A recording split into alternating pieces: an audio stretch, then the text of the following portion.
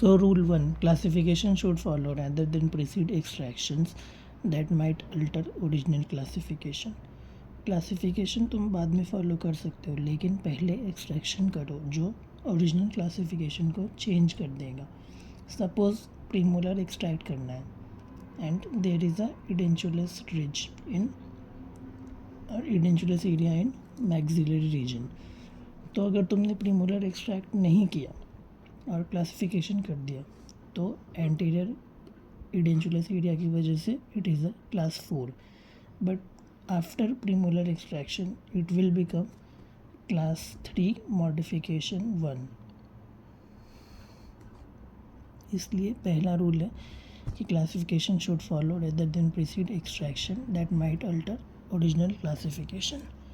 Second rule है, if third molar is missing and not to be replaced it is not consider in the classification. अगर third molar को replace नहीं करना है तो उसको हम लोग कंसिडर नहीं करेंगे क्लासिफिकेशन में.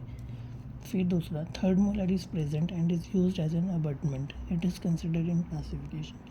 अगर थर्ड मोलर प्रेजेंट है और उसको यूज़ कर रहे हो तुम एज अ अबटमेंट, लाइक कोई क्लास जा रहा है या फिर कुछ भी असेंबली उस पर है, तो उसको क्लासिफिकेशन में कंसिडर करना ही पड़ेगा. Rule 4, if second molar is missing and not to be replaced it is not considered in classification. अगर सेकेंड मोलर मिसिंग है और उसको तुम रिप्लेस नहीं कर रहे हो तो तुम उसको क्लासिफिकेशन कंसिडर ही नहीं करोगे. Rule 5, most posterior edentulous area always determine the classification. जो भी तुम्हारा मोस्ट पोस्टीरियर रीजन है वही सिर्फ तुम्हारा क्लासिफिकेशन डिसाइड करेगा. एज सपोज कि एक इडेंचुलस रीज है जिसमें एंटीरियर मिसिंग है और प्रीमोलर मिसिंग है, तो जो तुम्हारा मोस्ट पोस्टीरियर एरिया है उसकी वजह से ही तुम क्लासिफिकेशन करोगे, नॉट एंटीरियर रीजन का. जिसके भी रूल 6 है. रूल 6 क्या बोलते हैं, तो edentulous areas other than those with determine the classification are refer to as modification space and are designated by their number. तो जो भी इडेंचुलस स्पेस है अदर देन जो डिटरमाइन कर रहा है क्लासिफिकेशन, तो वो सारे नंबर्स हो जाएंगे. फॉर एग्जांपल, एक इडेंचुलस है removable partial denture cases, anterior missing है, प्रीमोलर मिसिंग है. तो प्रीमोलर मिसिंग है तो तुम इसकी वजह से क्या बोलोगे, क्लास 3, क्योंकि दोनों तरफ मोलर्स प्रेजेंट है, एक तरफ मोलर एक तरफ प्रीमोलर. तो this is class 3 modification area 1. Okay. Rule 7, the extent of modification is not considered, only the number of additional edentulous areas. ये एंटीरियर जो है वो कितना बड़ा है इससे कुछ मतलब नहीं, बस नंबर कितने हैं, अगर एक है तो एक, दो है तो दो, ऐसे. There can be no modification areas in class 4. Obviously अगर क्लास 4 है एंटीरियर मिसिंग तो इसमें मॉडिफिकेशन एरिया अगर होगा तो ऑब्वियसली पोस्टीरियर रीजन का होगा.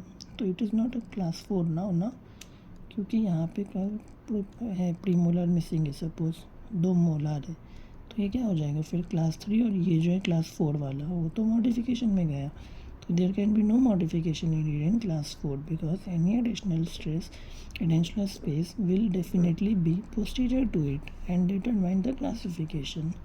तो जो भी क्लास 4 है उसमें अगर कोई पोस्टीरियर है तो ऑब्वियसली फिर वो पोस्टीरियर पार्ट बन गया ना, तो वो डिटरमाइन करेगा क्लासिफिकेशन.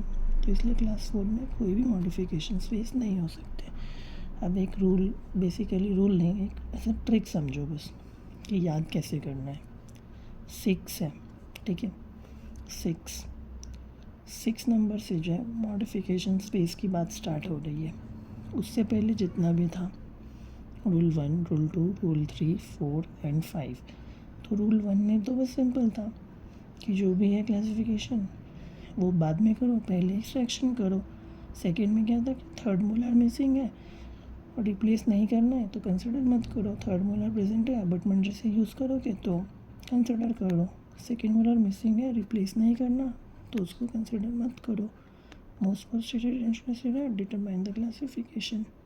तो 6 नंबर से मॉडिफिकेशन है जो कि बहुत इजी है, और 1 to 5 जो है वो बस कौन से टूथ को इंक्लूड करना है क्लासिफिकेशन में, कौन से टूथ को नहीं करना है, तो बस उतना ही है। आई होप तुमको ये समझ आया। अगर तुम इसकी वीडियोज़ और बाकी कंटेंट देखना चाहते हो तो you can visit my channel. Thank you.